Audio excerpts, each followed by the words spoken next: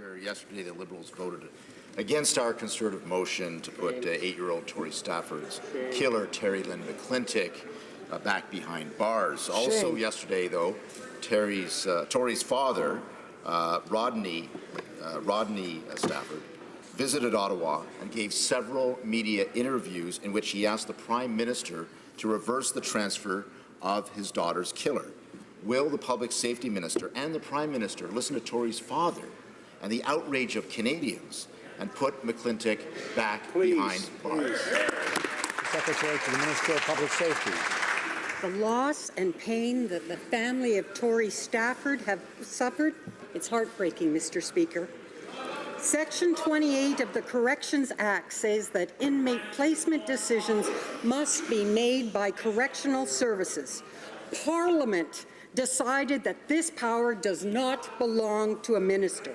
However, the Minister of Public Safety asked the Corrections Commissioner to do a review, ensure that policies and procedures were followed, and that those procedures remain appropriate. Thank you, Mr. Speaker. Honourable Member for Parry Sound, Muskoka. Mr. Speaker, Parliament actually has opined under Section 6 of the Act that the Corrections Canada officials have to listen to the minister, Mr. Speaker.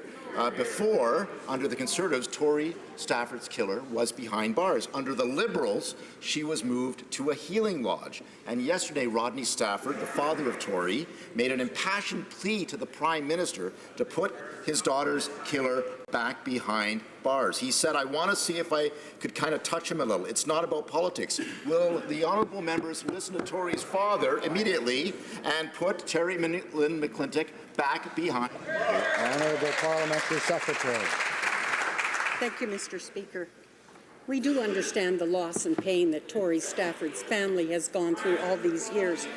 But it's important to understand the powers that have been vested in this Parliament by Parliament. Former Harper PMO lawyer Benjamin Perrin said, "This may be unpopular to voice, but I'm concerned with politicians being the ones who decide how any particular individual offender is treated." Thank you, Mr. Speaker.